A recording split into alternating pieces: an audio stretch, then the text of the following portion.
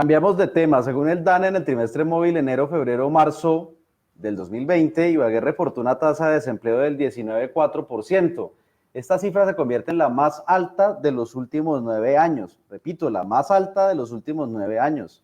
En el país el desempleo llegó al 12,6%, siendo la cifra más alta en los últimos 10 años. Pese a que los expertos económicos advirtieron que en el desempleo del mes de marzo no se vería reflejado el impacto del COVID, el país registró una tasa nacional del 12,6%, repito, la más alta de los últimos 10 años. Ahora es de esperar que en los meses de mayo y junio el golpe para este tipo de estadísticas sea más fuerte, al considerar que en el tercer mes del año la vida productiva en el territorio nacional se lograba mantener por lo menos en la primera quincena. Julio, el resumen que tenemos del Departamento Administrativo Nacional de Estadística, DANE, y cuáles son los comparativos que podemos hacer de lo que recibió el alcalde de Ibagué de su antecesor Jaramillo Martínez. Mire, Juan Pablo, en el trimestre móvil enero-marzo 2020, las ciudades con mayor desempleo fueron Quibdó con el 20,5%, segundo Cúcuta 19,8%, Ibagué 19,4%. Ibagué respecto al trimestre móvil anterior subió 0,8%. ¿Qué fue lo que recibió el alcalde Andrés Hurtado al finalizar el periodo del alcalde Guillermo Alfonso Jaramillo? Hay que decir lo siguiente: hemos hecho una revisión, Juan Pablo, doctor Eduardo Bejarano y oyentes de Econoticias, de los últimos 17 años en materia de desempleo, en materia de ocupación en la capital del Tolima. Revisamos el histórico desde la administración de Jorge Tulio Rodríguez y encontramos lo siguiente: y es que cada uno de los alcaldes, Jorge Tulio Rodríguez, Rubén Darío Rodríguez, Jesús María Botero, Luis H. Rodríguez y hasta Guillermo Alfonso Jaramillo, todos recibieron un número de ocupados y al final de su periodo recibieron un número superior de ocupados. Por ejemplo, el alcalde Jorge Tulio Rodríguez le entregó a Rubén Darío Rodríguez una ciudad con 200,000 ocupados. Rubén Darío Rodríguez le entregó a Jesús María Botero una ciudad con 224,000 ocupados, o sea 24,000 personas más con empleo. Jesús María Botero en el 2011 le entregó a Luis H. Rodríguez una ciudad con 248,000 ocupados, un aumento de 24,000 empleos, según las estadísticas que revisamos del DANE en los últimos 17 años. Revisamos el corte con el que recibió cada alcalde y con el que entregó. En el 2015, Luis H. Rodríguez entregó una ciudad con 262,000 empleados o ocupados, como lo denomina el DANE. O sea, hubo un aumento de 14,000 empleos de lo que recibió a lo que entregó. Pero extrañamente, Guillermo Alfonso Jaramillo en el 2016 recibió una ciudad con 262,000 ocupados y le entregó con 230,000 ocupados, según el trimestre móvil. El comparativo, trimestre móvil octubre, noviembre, diciembre de 2015 con octubre, noviembre, diciembre del 2019. Lo que quiere decir es que en los 4 años, analizando este mismo trimestre móvil,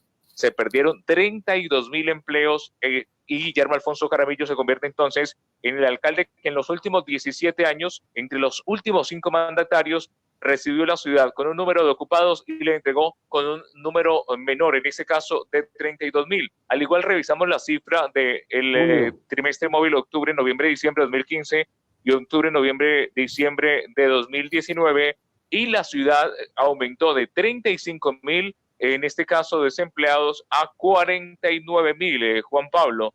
Es lo que ha revisado Econoticias de Ecos del Convey más 790M en las estadísticas de los últimos 17 años. Julio, por favor, escúcheme. Si usted está hablando que los ocupados bajaron, ¿por qué los desempleados solamente entonces se reflejan en el DANE en 14,000 en los 4 años de Guillermo Jaramillo? Juan Pablo, es que todas las personas que pierden su empleo no van a la categoría de desocupados, como la denomina el DANE. Hay una categoría que se llama inactivos, y es lo que le voy a explicar también en lo que está sucediendo en el trimestre móvil enero, febrero, marzo. ¿Cuál fue la estrategia del DANE? Válida, de todas maneras, en lo que tiene que ver con las estadísticas y lo que hace el DANE. Y es lo siguiente: las personas que en su mayoría perdieron el empleo en el mes de marzo no fueron a la categoría de desocupados o cesantes, la enviaron a una categoría que se denomina inactivos. ¿Y cuál es la explicación del último trimestre móvil del director del DANE, Juan Daniel Oviedo? Y es que las personas durante finales de marzo y la continuación del mes de abril no salieron a buscar empleo. Entonces, para ellos son inactivos, esto debido al aislamiento preventivo obligatorio, cosa que en el mes de mayo y junio, al darse una apertura de diferentes sectores, la gente va a salir a impulsar el tema o a empujar el tema que tiene que ver con el desempleo en Colombia. Pero la respuesta a su pregunta, Juan Pablo, en el tema de lo que hemos venido manejando, las cifras de los últimos 17 años, es la que le indico. La mayoría de personas no son enviadas a la categoría de cesantes, sino a la categoría de inactivos para el DANE. No todo el que se queda sin empleo se va a la categoría de cesantes, sino también es dividida alguna porción a la categoría de inactivos. En términos de porcentaje, ¿cuánto fue el crecimiento del desempleo durante la nefasta administración en contra del sector productivo del señor Guillermo Jaramillo y cómo la recibe Hurtado? Juan Pablo, el alcalde Guillermo Alfonso Jaramillo entregó una ciudad con un 16,9%, bueno, recibió con 16,9% y entregó con 18,6%. Lo que quiere decir es que aumentó el desempleo porcentualmente exactamente en 1,7%. Un momento, pero yo tengo octubre, diciembre de 2015 y dice que estaba en el 11,7 y octubre, diciembre del 2019, 17,6. Ah, bueno, sí, es que anoche estuve haciendo una revisión de lo que fue el primer trimestre móvil y ahora que recuerdo hicimos la corrección al final, Juan Pablo. Eso es un análisis para hacer con el doctor Eduardo Bejarano, por favor, para no confundir a los oyentes, ¿sí? Una cosa es el trimestre móvil hoy, de enero a marzo, del 19,4, que hace 4 años estaba en el 16,9, una subida de 2,5%, pero es que resulta que en enero o marzo del 2020 ya no está Jaramillo. Entonces lo que hay que hacer es comparar, en vez de enero o marzo, octubre, diciembre del 2015 sobre octubre, diciembre del 2019, cuando sí estaba Jaramillo. Octubre, diciembre del 2015 fue lo que recibió Jaramillo de Luis H., 11,7%, y octubre, diciembre del 2019, cuando entrega Jaramillo, 17,6%. Es decir, no es un crecimiento del 2,5%, es un crecimiento del 5,9% del desempleo, mientras el señor Jaramillo se pavoneaba hablando de que él era el contratador más grande de la ciudad de Ibagué y desafiando al sector privado diciendo que él contrataba más que el sector privado. Hágame el favor, vaya estímulos de un administrador hablando de cómo competirle al sector privado cuando nunca hicieron un buen ecosistema para poder generar empleo en Ibagué, doctor Eduardo. Así es, Juan Pablo. Entonces, acá varios asuntos. El primero, uno tiene que comparar manzanas con manzanas y peras con peras. Por eso, a veces cuando uno compara diversos trimestres móviles, no son comparables por una razón. Las dinámicas económicas en el mercado y que afectan o que tienen un efecto en el mercado laboral, pues son distintas. Entonces, por ejemplo, el primer trimestre móvil siempre es más flojo en la economía porque hay menos dinero, la gente viene endeudada a diciembre, bueno, una serie de razones. En algunas regiones los picos productivos por las cosechas o por algún tipo de actividad también incide en el mercado laboral. Entonces, por eso el análisis que ustedes hacen del último trimestre móvil, que fue el que el señor Jaramillo recibió cuando empezó el 1 de enero del 2016, con el trimestre móvil con el cual le entrega el señor Jaramillo a Hurtado en diciembre del 2019. Esa es la primera consideración. Lo segundo, pues claramente, y lo increíble es que todavía haya por ahí focas que aplauden y dicen que fue el mejor alcalde y se ufanan y todavía tienen el descaro de salir en las redes hablando de la maravilla de administración que tuvieron, pero creo que la ciudad no ha dimensionado el inmenso daño que Guillermo Alfonso Jaramillo y su administración le hicieron a la ciudad de Ibagué, porque claramente lo que hoy está viendo la ciudad, quita el COVID de la ecuación, simplemente las dinámicas de desempleo venían creciendo en todo el país, pero en Ibagué en una tasa mucho más acelerada por varias razones. Primero, porque obviamente no había estímulos para la inversión, había cuenta de todo el tema de los impuestos y de otras situaciones de conocimiento público. Y segundo, porque nunca hubo en Ibagué un plan estratégico para atraer inversiones y generar empleo. Ahí ni la alcaldía, ni la Cámara, ni los gremios, ni nadie se preocupó y realmente fueron muy mediocres y muy dejados en esa materia.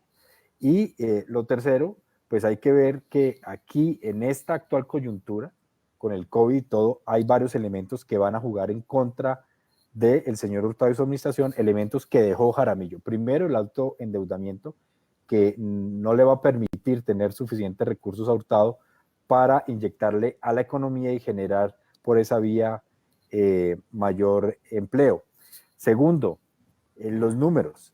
Usted habló del número de desempleados, o inactivos o desocupados, y eso está bien, pero hay otra cifra que preocupa, y es que si usted revisa las cifras del DANE, se las prometo tener para esta semana, el número de pobres, digamos, medidos en términos de pobreza monetaria, aumentaron en el cuatrenio Jaramillo, y eso hace pues que claramente esos indicadores sociales se estén reflejando también en el tema del desempleo. Y recuerdo yo las clases de economía donde se habla del coeficiente de Gini, como una administración que se ufana de ser social como la que salió de Guillermo Jaramillo, y no es que queramos referirnos, sino que uno tiene que conocer su historia, pero si uno no conoce su historia está condenado a repetirla. ¿Cómo esta gente se ufana de reducir la pobreza si por el contrario lo que Ibagué generó fue un atraso económico evidente con cifras? Así es, pero obviamente pues la gente no está descontando eso, y hay un elemento, y es que el alcalde Hurtado y su administración ya a partir de un par de meses ya no pueden estar mirando para atrás. Ya el cuento de Guillermo Alfonso Jaramillo, los que entendemos el tema económico y social, pues claramente sabemos que hay un efecto negativo y contundente de Jaramillo sobre esta administración. Pero ahora Hurtado tiene la imperativa tarea de empezar a tomar medidas para generar empleo, para reactivar la economía, y lo que vemos es que, o bueno, deberían decirnos, yo no puedo especular porque no sé qué están planeando o qué están formulando en el plan de desarrollo, adaptándolo a la nueva realidad económica y social de la ciudad por cuenta del COVID y por cuenta de las maltrechas finanzas públicas, pero además, ¿qué se estará haciendo desde el sector privado para articular las políticas públicas y las políticas de inversión del sector privado para efectivamente que este tema del COVID no nos vaya a pegar tan duro? Julio, y es que el 57% aproximado de los empleados en Ibagué son asalariados y el 42,5% son independientes, pero vemos que hay muchas empresas que están optando es por bajarle los sueldos a las personas o por suspenderle los contratos. ¿Qué es lo que está pasando, por ejemplo, en el CCI, Club Campestre de Ibagué, el verdadero club, ¿no? CCI. Sí, Juan Pablo, mire, el Club Campestre de Ibagué tampoco aguantó el aislamiento preventivo obligatorio y decidió congelar los contratos de los trabajadores por los meses de mayo, junio y julio. El Club Campestre tiene 120 trabajadores, de los cuales 45 son sindicalizados. Los empleados desde ya anuncian la instalación de querellas en el Ministerio del Trabajo. Pero aunque muchos no lo crean, Juan Pablo, doctor Eduardo y oyentes de Econoticias, esta organización viene dando resultados negativos en el ejercicio contable. El 2019, por ejemplo, el registro contable arrojó una pérdida operacional de 645 millones de pesos. Hemos conocido algunos documentos donde manifiestan que se debe hacer una corrección superior a los 50 millones de pesos de unos impuestos mal calculados. Pero lo cierto es que viene dando en el ejercicio o negativamente los resultados del Club Campestre de la ciudad de Ibagué. Reiteramos, en la última vigencia fue de 645 millones de pesos. Esta situación, como también otros detonantes, han llevado a que se tome la determinación de disminuir los gastos operacionales y de nómina, como también, por ejemplo, hemos conocido una carta de expresidentes como también de socios del Club Campestre, donde le han pedido a la actual administración, primero, resolver urgentemente el tema de dos gerentes que hay en este momento, porque esto genera unos gastos altos para el club campestre. Suspender lo más rápido posible los contratos de asesoría, prestación de servicios y mantenimiento. De ser caso, también si son vitales como la vigilancia, negociar la reducción de honorarios de común acuerdo y reducción de salarios al mínimo requerido. Revisión de la planta administrativa que incluya supresión y función de cargos. Como consecuencia del cierre del club campestre por orden del gobierno nacional y por la mínima asistencia de socios, habrá un futuro inmediato pues incierto a nivel económico, y es lo que han tratado de buscar, de corregir el camino del club campestre. También pues desde luego se habla allí de renegociar con los integrantes del sindicato algunas erogaciones económicas que tienen actualmente vigentes, pero es la situación. Incluso los expresidentes y socios del club campestre le piden a la organización acceder a algunos créditos tipo Bancoldes para tratar de menguar la situación que está sucediendo en el club campestre de Ibagué. Y es que en el CCI Club Campestre hay dos gerentes, Gabriel Espinosa, que salió hace pocos años de la Cámara, y está Helka Royce, que no la pudieron, entiendo, remover de su cargo porque entró en su etapa de prepensión. Entonces, vaya problema el que tiene el Club Campestre de Ibagué y que habrá que resolver. Lo que nosotros decimos y le decimos a las empresas medianas y grandes de Ibagué, Laura Castro se va a referir a este tema en media hora, es, hombre, hay que tratar de ser solidarios con los empleados. Yo sé que hay muchos sectores de la economía que no están facturando, pero tenemos la fe de que esta semana el presidente Duque va a entrar con nuevas reglamentaciones. Lo más posible es que se amplíe la cuarentena obligatoria nacional hasta el 31 de mayo, pero va a haber un paquete tanto de austeridad para el gasto público como de ayudas para el sector privado, tal como lo vaticinamos con el expresidente Álvaro Uribe Vélez el jueves pasado. Entonces, Eduardo, no se entiende la poca responsabilidad social empresarial de muchas empresas de Ibagué, lo decimos con respeto sin dar nombres, que no se solidarizan con los empleados y que quieren es echar tijera y aprovechar esta situación para bajar sueldos, y no dan ejemplo los que más ganan para bajárselos más como debería ser. Pues sí, aquí hay que encontrar un balance entre lo laboral y lo empresarial. Claramente muchos empresarios no tienen flujo de caja, no tienen ingresos y sí tienen erogaciones, y entonces uno tiene también que entender que en esa situación pues las finanzas no aguantan, y los famosos créditos que prometió el gobierno para tema de nómina, todos los días uno escucha a los medios nacionales que eso es cuento, que los empresarios van a los bancos y que les dicen que no hay plata y que el gobierno no ha sido claro, y eso que el gobierno aparentemente a través del Fondo Nacional de Garantía responde hasta por el 90% de las garantías de estos anunciados créditos. Pero también hay que mirar el otro lado en la moneda. Ya cuando Julio hablaba del Club Campestre Ibagué, uno dice, bueno, pero el Club Campestre vive, digamos, se nutre de recursos por dos vías. Uno, por la venta de servicios como de alimentación, hospedaje, etcétera. Y lo otro, por el pago que hacen sus socios de las mensualidades, ¿verdad? Y claramente si uno dice, bueno, si en su mayoría, y eso es algo que habría que indagar, están pagando la cuota de sostenimiento y el club recibe ingresos, ¿por qué congelan los salarios de los trabajadores? ¿Por qué no se llega a un acuerdo de decir, bueno, el club solamente está hoy recibiendo el 50% de lo que había antes, lleguemos a un acuerdo y no congelemos, pero reduzcamos en un 50%? O sea, buscar fórmulas que pues no quiebren ni asfixien a las empresas, pero tampoco que dejen una situación de vulnerabilidad a los trabajadores. Doctor Eduardo y Juan Pablo, mire, es que revisando las cuentas del Club Campestre, por ejemplo, en el 2019 se habían proyectado unos gastos operacionales de 5.942 millones de pesos y se gastaron 6.320, o sea, una variación de 377 millones de pesos de mayor volumen de gastos. Pero los ingresos se habían proyectado por 2.457 millones y solo se recibieron 214 millones. La situación del Club Campestre viene dándose por una pérdida en el ejercicio cada año, pero también por lo que usted manifiesta, doctor Eduardo Bejarano, la disminución también de los servicios prestados durante el aislamiento preventivo obligatorio.